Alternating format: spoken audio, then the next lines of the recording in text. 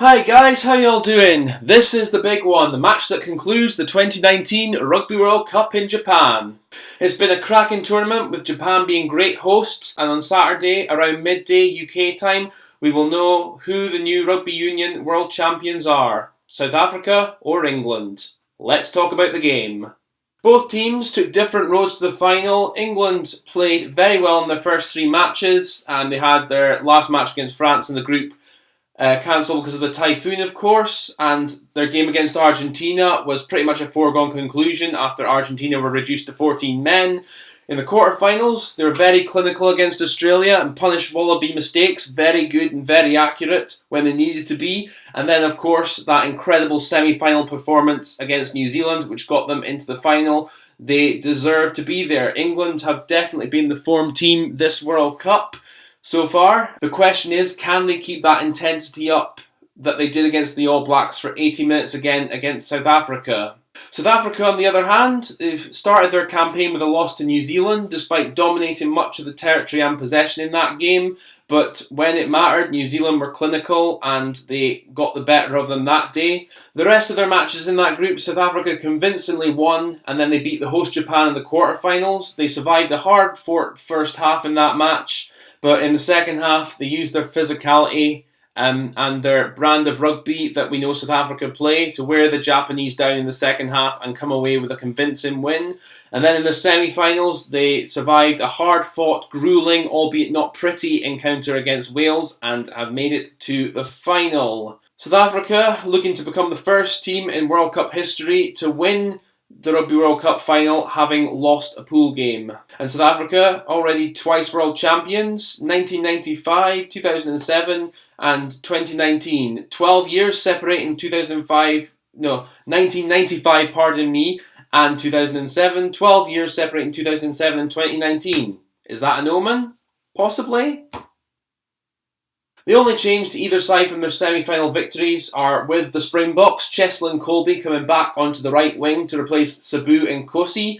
No surprise there, Colby is definitely the X-factor in this South African backline, and if he gets the ball in a bit of space, he'll be very dangerous for the England defence, and he's got a step and a speed that could cause defenders of any team a lot of problems. I'm a bit surprised Rassie Erasmus has stuck with the 6-2 on the bench, 6 forwards and 2 backs, with 2 replacement locks being there. I might have thought he'd gone for the extra outside back for this game, but it is what it is. Maybe he's thinking about the line out there as an area he can target England as well. England, on the other hand, they picked the same 23 that beat the All Blacks. No surprise there at all. The only change being forced through injury with Saracen scrum half Ben Spencer, who's been called up to the squad. He replaces the injured Willie Hines on the bench at scrum half. I think this match is going to be decided by small margins. The battle up front is going to be very physical and very important. In South Africa, they have an ability to wear their opponents down physically. I think they did that with both Japan and Wales.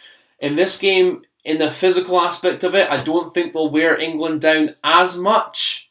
However, if they can keep the ball off England long enough and they can control the tempo of the game, it's possible they could frustrate England enough to bring out penalties from them. So that'll be key. They'll look to use their driving maul and their set pieces as best they can. I think England have it in them to definitely, at the very least, get parity. Maybe if the momentum swings towards England, they could get on top there. But if it swings to the Boks could get on top there. Either way. Unlike New Zealand, where I think New Zealand played a bit too much into England's hands with the quick game they like to play. It's the sort of rugby I like to see play personally. But South Africa, as I said, I think they could frustrate England a bit more because South Africa will have no qualms, no problems at all in slowing the game down if they want to control the pace of the game, and they'll push for territory as best they can. The big thing for South Africa in that sense is they need to be accurate with their kicking game, and they were a mixed bag against Wales, so they need to be better against England, because if they kick straight to that England back three, I don't think England are going to be looking to give the ball back to them anytime soon, and they'll be looking to be dangerous, and as dangerous as they can be to cause South Africa problems. The back row will be key as well for both teams. This is both in attack and defence, both very strong carriers, back rows, very physical, and the breakdown will be key as well. I think Khaleesi and Detroit and all the South African pack will have their work cut out a bit with Curry and Underhill.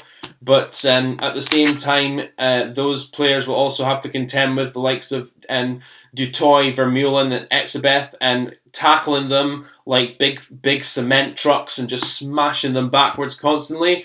I think England can cope with that, but it's going to be an interesting battle without question. A more physical back row against a more a bit more technical back row. Apart from, I think Billy Vunipola is more physical than technical, even though technically he's a decent rugby player. But the two flankers, I think, of England are very technical players, albeit physically very good as well. So, like I said, that'll be interesting. Tactically, England will have watched the Wales game and they'd have seen a weakness in the South Africa out-wise defence, which Wales didn't exploit nearly enough, in my opinion. And they'll be looking to kick the ball out to the flanks with Owen Farrell, maybe Elliot Daly coming in from 15 and just grubber kicking it through. And they'll be looking to get Anthony Watson and Johnny May chasing those kicks, both brilliant kick chasers, especially Johnny May. And they'll be looking to get in behind and cause South Africa problems there. Obviously on the turnovers as well, they'll be looking to get the ball wide quickly. Same with South Africa.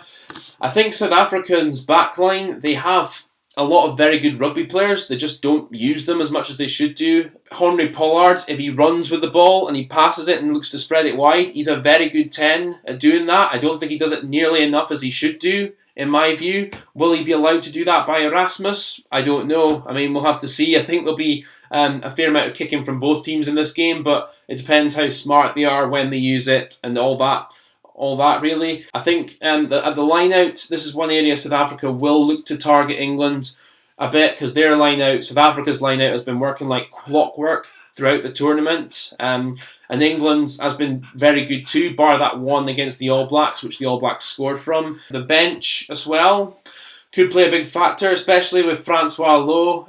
He's an excellent stealer at the breakdown, and if South Africa are in the game with 20-25 minutes to go, I would expect to see Lowe on and him looking to make as quick an impact as possible and cause England havoc there as best he can. On the flip side, the other bench, England have players like Henry Slade, Mark Wilson. Henry Slade, if the game's tight, could be good for that left foot from 13 to get some territory and push South Africa back. And also, he runs good lines, good defender as well, and could cause some issues there. Mark Wilson as well, a key bench player, had an excellent game when he came off against the All Blacks, and he'll be looking to do the same here, no doubt, depending how the game goes, last 20 minutes, of course. I think the back line as well, as I said, South Africa's backs, I think I'd like to see them spread the ball more. With regards to England, the Ford-Farrell 10-12 axis has been working really well when it's been on show this tournament. It worked excellently against the All Blacks, and they'll be looking to do the same here. I would expect George Ford to do the goal kicking again. I mean, I stand corrected depending how Oren Farrell's leg is, but if I were Eddie Jones, I'd just stick with Ford to the goal kicks, because Farrell being the captain as well.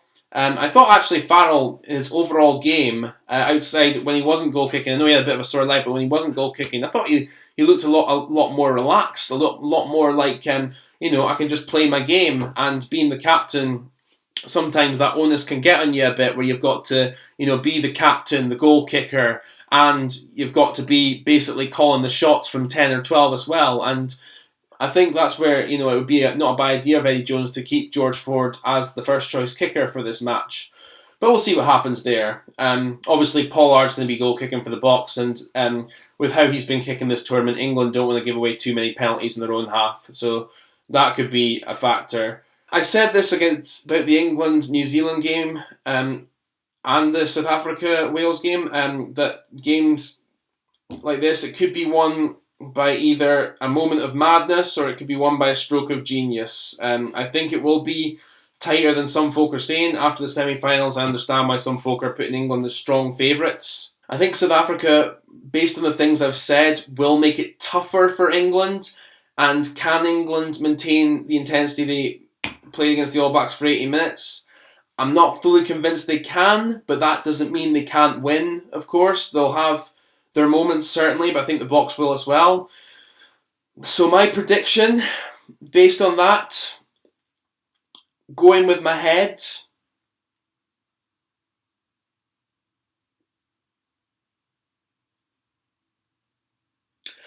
I think England will win by 6 points.